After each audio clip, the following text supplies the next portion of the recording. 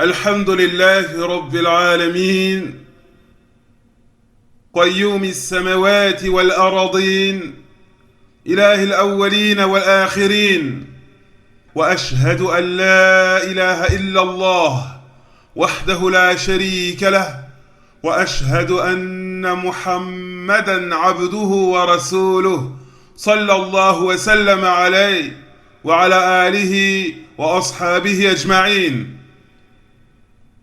Voici une question qui a été posée au noble cheikh Salih Al-Fawzan. Et nous avons complété sa réponse avec des paroles du cheikh Abdel Razak Al-Abbad, qu'Allah les préserve tous deux. يقول ما نصيحتكم للمسلمين بمناسبة اقتراب شهر رمضان حفظكم الله. Quel serait votre conseil pour les musulmans à l'occasion de l'approche du mois de Ramadan? Qu'Allah vous préserve. Réponse du cheikh Salih Al-Fawzan, hafizahullah ta'ala. الواجب أن المسلم يسأل الله أن يبلغه رمضان وأن يعينه على صيامه وقيامه والعمل فيه، لأنه فرصة في حياة المسلم، فرصة في حياة المسلم.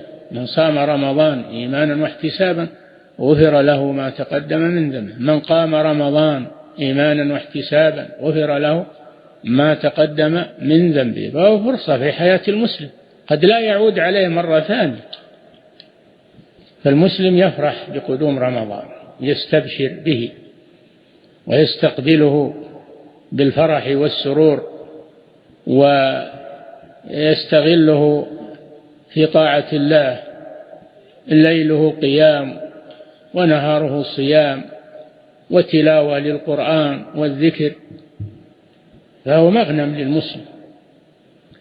أما الذين إذا أقبل رمضان يعدون البرامج الفاسدة والملهية والمسلسلات والخزعبلات والمسابقات ليشغلوا المسلمين، فهؤلاء جند الشيطان، الشيطان جندهم لهذا. فعلى المسلم أن يحذر من هؤلاء ويحذر منهم. رمضان ما هو وقت له ولعب ومسلسلات وما أدري وش وجوائز ومسابقات وضياع للوقت. نعم. Le musulman, doit demander à Allah qu'il lui fasse atteindre le mois de Ramadan et qu'il l'aide pour jeûner, prier et œuvrer durant ce mois. Car c'est une opportunité dans la vie du musulman. C'est une occasion à saisir. Et le messager d'Allah, sallallahu alayhi wa sallam, a dit: Man sama Ramadan imanan wa ihtisaban ghufira lahu ma taqaddama min dhanbih. Quiconque jeûne durant le mois de Ramadan avec foi, en espérant la récompense d'Allah, ses péchés antérieurs, ses péchés passés lui seront pardonnés. Et il a dit également: Man qama Ramadan imanan wa ihtisaban ghufira lahu ma taqaddama min dhanbih. Quiconque accomplit la prière de nuit durant le mois de Ramadan avec foi, en espérant en cela la récompense d'Allah, ses péchés passés, ses péchés antérieurs lui seront pardonnés.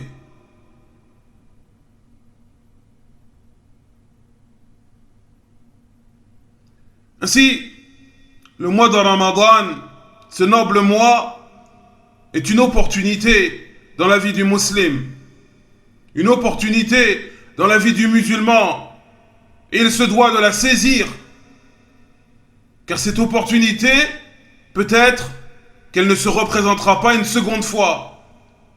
Peut-être que c'est ton dernier mois de Ramadan que tu t'apprêtes à vivre, Inch'Allah. C'est véritablement une opportunité une occasion à saisir. Aussi, le musulman doit se réjouir de l'arrivée du mois de Ramadan, en être heureux, l'accueillir avec joie et bonheur. Puis, il se doit de passer ce mois de Ramadan dans l'obéissance. La nuit en prière et la journée en jeûnant.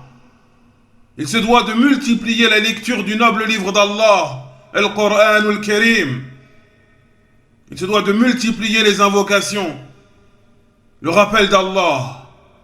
Et ceci est un butin pour le musulman. Ceci est un butin pour le musulman. Une provision. Et Allah, qu'il soit glorifié et exalté, nous dit dans son noble livre, dans la sourate Al-Baqarah, verset 197, وَتَزَوَّدُوا فَإِنَّ خَيْرَ زَادِ التَّقْوَى وَاتَّقُونِ يَا أُولِي الْأَلْبَابِ. Allah nous dit en traduction relative et rapprochée du sens de ce verset, et prenez vos provisions. Et assurément, la meilleure des provisions, c'est la piété, la crainte pieuse. Et craignez-moi, ô vous qui êtes dotés d'intelligence. Le musulman et la musulmane, le musulman et la musulmane, se doivent de prendre leurs provisions de bonnes œuvres durant ce mois de Ramadan. Et assurément, nous dit Allah, la meilleure des œuvres, la meilleure des provisions, c'est la crainte pieuse, at-taqwa. Et la crainte pieuse, taqwa Allah, an ta'mala bi ta'ati Allah, ala nurin min Allah, tarju thawab Allah, wa an tatruka ma'siyat Allah, ala nurin min Allah, takhafu iqab Allah. La crainte pieuse d'Allah, craindre Allah pieusement, c'est le fait de mettre en application ses ordres avec science, en espérant par cela, en espérant en cela la récompense d'Allah. Et c'est le fait de délaisser la désobéissance à Allah avec science, par crainte du châtiment d'Allah.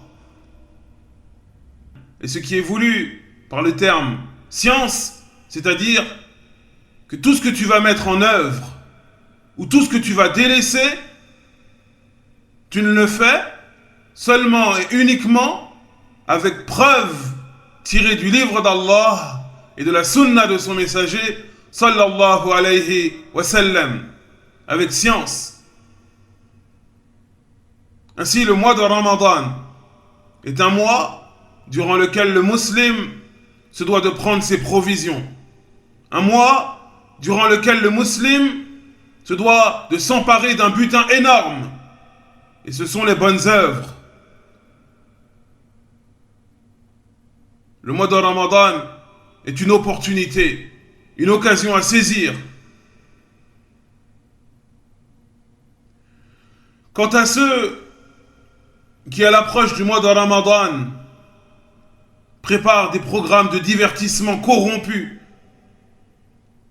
des séries télévisées, des comédies, des concours, tout cela afin de distraire les musulmans et de les plonger dans l'insouciance,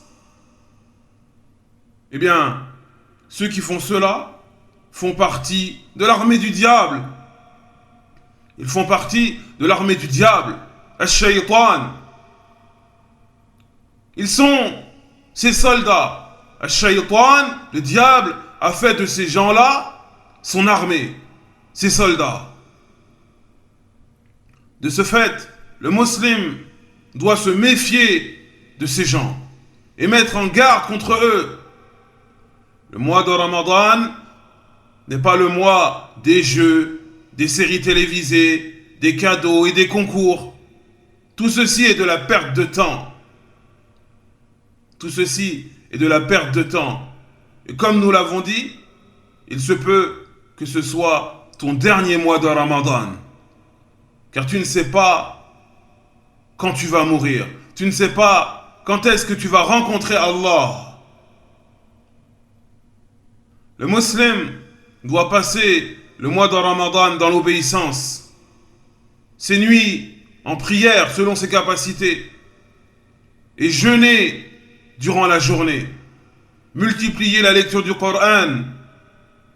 Multiplier les invocations. Le rappel d'Allah. Les œuvres pieuses. C'est véritablement un butin dont le musulman doit s'emparer.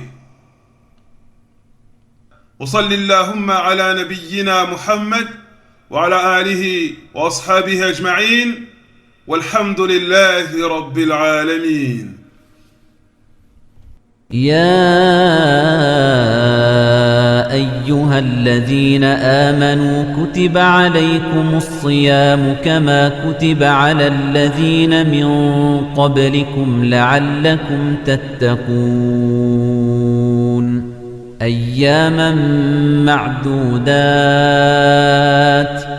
فمن كان منكم مريضا أو على سفر فعدة من أيام أخر وعلى الذين يطيقونه فدية طعام مسكين فمن تطوع خيرا فهو خير له وأن تصوموا خير لكم إن كنتم تعلمون